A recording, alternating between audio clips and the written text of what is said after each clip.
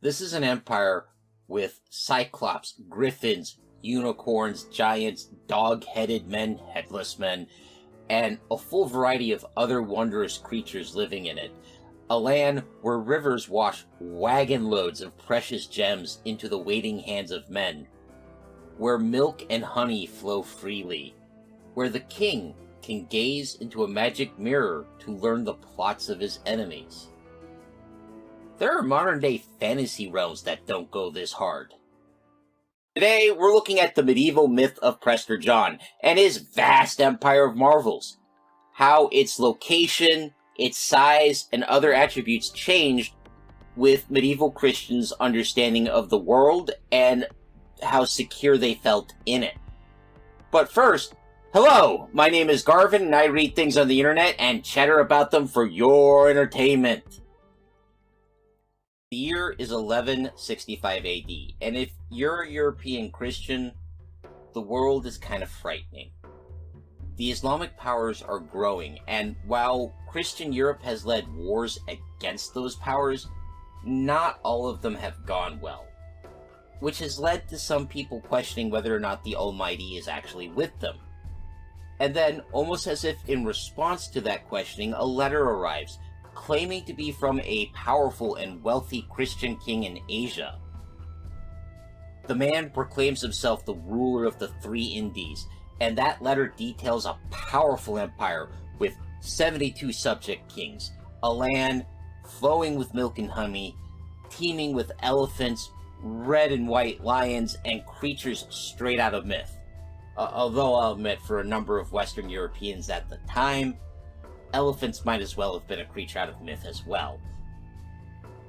Now, in reality, there was no vast Christian empire in Asia, so where did this letter come from? What inspired it and what led up to it? Let's find out. There are a number of real-life and mythical incidents that could have laid the foundations for this letter, so let's take a look at some of them. For example, there is a story that in the year 1122, a visitor from India arrived in Rome to present himself to the Pope, Calixtus II at the time. This visitor was Patriarch John of India, and having been elected to his seat by the people of India, he had gone to Constantinople to be confirmed in his rank, and afterwards visited Rome, because if you've traveled from India to Constantinople, why not just take another trip to Rome? You're already there, right? While in Rome, he spoke with the grand city of Holna, which he said was the greatest city in India, and this city took 4 days to walk across. That's how vast it was. Now, back in the dim past, the Apostle Thomas had converted the city, according to this story, and once he passed, his body did not rot, and it was miraculously preserved and kept in state. It would be taken out once a year, where the body would administer the Eucharist and give blessings to anyone who approached, as long as they were Christian. If a non-Christian approached, the blessing would not only be refused, that person would kind of drop dead. Yeah. Dear viewer, as you can likely guess, there is no massive city named Holna in India. I did search to see if maybe it was an archaic name for a pre-existing city or a city that was lost, but I didn't find anything. It's also debated whether or not this visit actually occurred or anything like it, by which I mean, was there anybody from India who was received in the Pope's court at this time? And it doesn't look like it. Never mind all the miracles and wonders that Patriarch John is said to have described. In fact, the Catholic Encyclopedia itself argues that the story is fictional and was written much later than 1122, perhaps too late to influence the John Prester myth. However, in 1145, we do have something a bit more concrete. The German bishop, Otto of Freising, records in his chronicle entitled The History of Two Cities that the Bishop of Jabala told him that east of Persia and Armenia there was a Nestorian Christian named John who was both king and priest. This Christian priest king had waged war against the Persians, and after 3 days of unstinting battle, defeated them, and would have advanced on Jerusalem, only he was unable to find a way across the river Tigris. Interestingly enough, we do have a historical battle that might roughly fit that, between the Seljuk Empire and a man named Yilu Dashi, a Chinese noble who was fleeing the collapse of the Lao dynasty, and he would go on to found his own empire in Central Asia. He was not a Christian, however, Nestorian or otherwise. He was likely a Buddhist, and it occurs to me now might be a good time to stop and define a couple of terms. Nestorian Christians were Christians who, among other things, disagreed with the Orthodox and Catholic churches over the nature of Christ, and they had a lot of success in Central Asia, including converting many members of the Karaite clan, which was a Turco-Mongol tribal confederation, and I'm going down more rabbit holes. So we're going to push this aside for a later video. Just keep in mind, Nestorians are a different type of Christian, and there are a lot fewer of them around today, due to the Black Death and Timberlane. But back to Prester John. All inciting incidents aside, the letter of 1165 is the big event that catapults Prester John into the mind of Western Christians and cements him into their mythology. Now, the letter was supposedly addressed to the Emperor of Byzantium, a Greek-speaking man at the head of a mostly Greek-speaking state. But it wasn't written in Greek like you would expect. Instead, the letter was written originally in Latin, which was the language that scholarly and learned men of Western Europe preferred to communicate in, at least in writing. Additionally, it's full of these little jabs at the emperor, which you wouldn't expect in a diplomatic letter to the emperor, but did delight the Christians of Western Europe. Besides that, the letter also details a fantastical land. For example, there's a river that is more gems than water. There are gems that restore sight, roots that cause evil spirits to flee from you, and a sea of sand that could be sailed on with ships and was full of edible fish. Additionally, we have those 72 tributary kings who acknowledge Prester John as their overlord, and Prester John himself could feed 30,000 people from his own table without straining his land at all. And the letter goes on to brag of all manner of wealth and wildlife, including those unicorns, griffins, red and white lions. There are also giant snails, phoenixes, and all manner of human beings, fantastical and real. For example, it claimed that the 10 lost tribes of Israel dwelled nearby under Prester John's protection. Additionally, it makes note of a special spiraling staircase in the royal compound, protected by 12,000 armed men.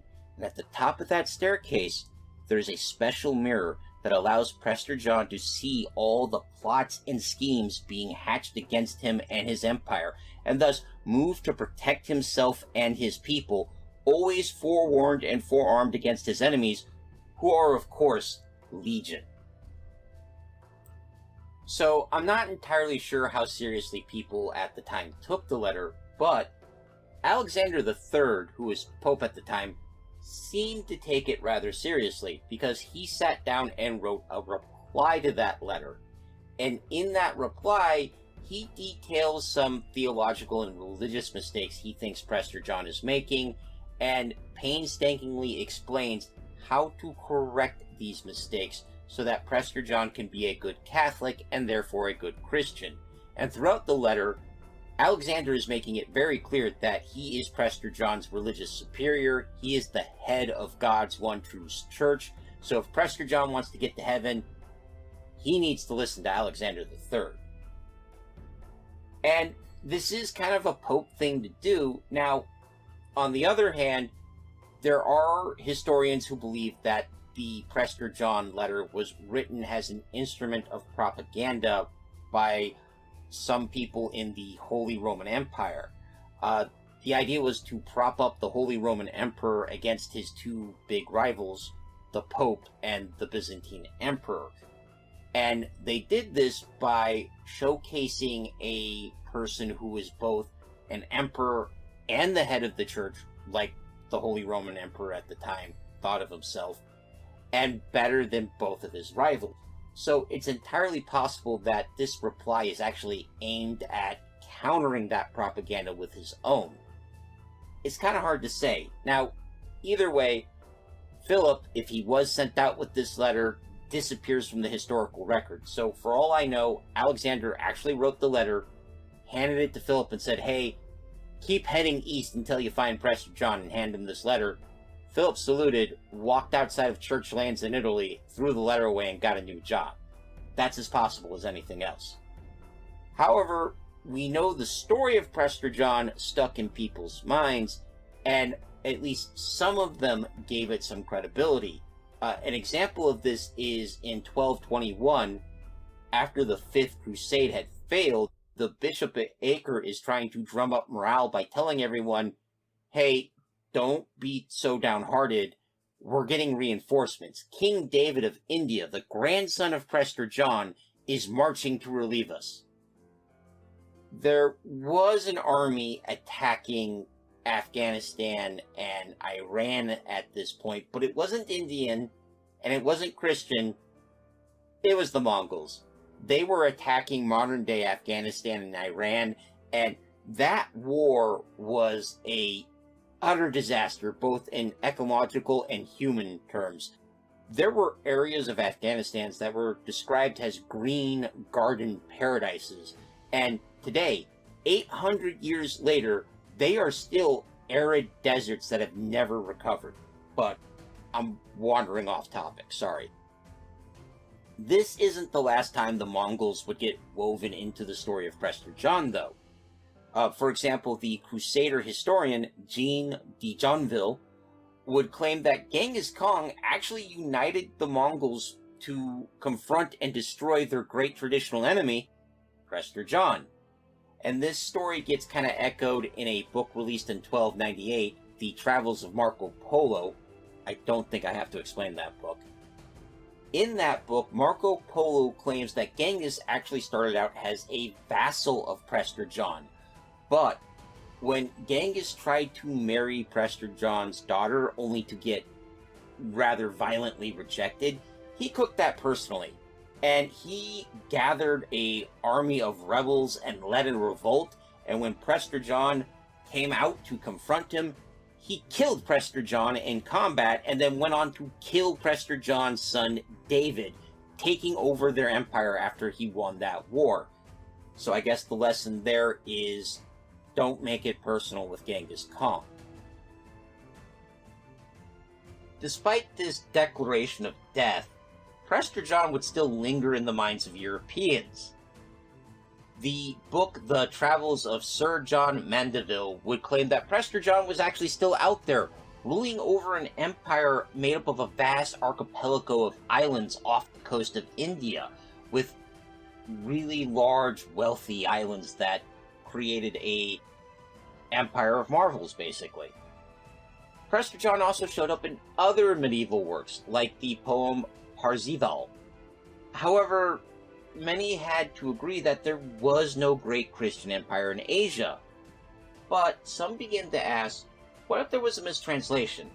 After all, the letter that Western Europe got was in Latin, not Greek, so someone must have translated it from Greek to Latin, and it's unlikely that this Prester John fellow spoke Greek. So what if that letter was a translation, they asked.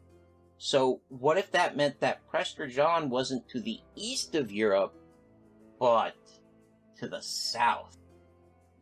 Now, Europeans had known about the existence of Ethiopia and that it was a Christian kingdom before the myth of Prester John. Interestingly enough, Marco Polo in his book describes Ethiopia as a splendid Christian kingdom to the south. But at this point, Europeans began to combine and conflate the two. To the point that when Ethiopian ambassadors arrived in Europe in the 13 and 1400s, they were often introduced as ambassadors from the court of Prester John. Over their very strenuous denials that they had no idea who this Prester John guy was. He was not the ruler of India, and Europeans should stop putting words in their mouth. This would not be the last time that this happens. In fact, as late as 1520, when a Portuguese embassy returned from Ethiopia, the leader of that expedition sat down and wrote a book of his experiences there, and he entitled it, A True Revelation of the Lands of Prester John of the Indies. So much for listening to the ambassadors. Now, towards the end of the 1500s, most people accepted that Ethiopia was not, in fact, the Kingdom of Prester John. There was one last gap of the story, though. There was a brief attempt to move Prester John to the Americas, claiming that he was the ruler of a lost Native American kingdom called Chikoria, but by the end of the 1500s and the start of the 1600s, most everyone had to admit that there had never been a Prester John, and there was never a kingdom ruled by a man who didn't exist. At this point, Europe accepted that Prester John had just been a nice story that they had told to themselves. However, by that point, the story of Prester John had really served its purpose. Europeans didn't need Prester John to provide them with a feeling of security anymore. From what I could find, the story of Prester John tended to surge in popularity whenever European Christians felt embattled, or they felt they were losing ground, usually to an outside Islamic power.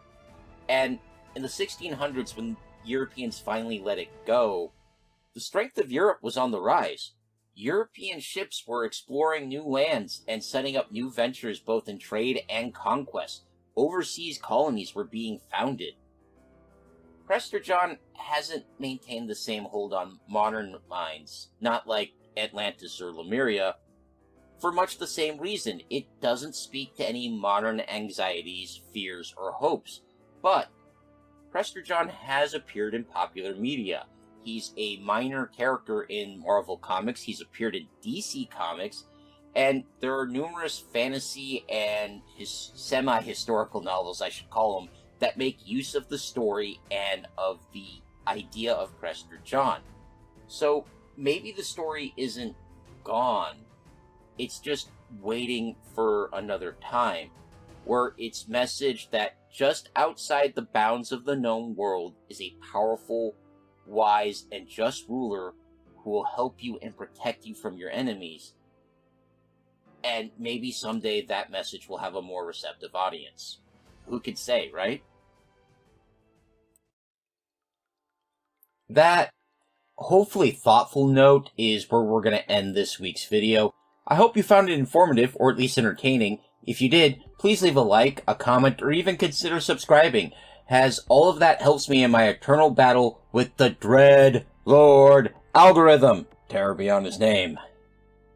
You can get a voice on future content as well by joining my Everwise patrons for as little as $1 a month. There's a link in the description below. And speaking of people who are out there to help you, special thanks goes to Big Steve, my biggest supporter. Let me know if you learned anything on this video, big guy. Next week, we're going to continue our look at Lost Lands by going over to the New World to look at the lost city of Z. I hope you'll join me, but until then, take care of yourself, take care of each other, and of course, keep reading!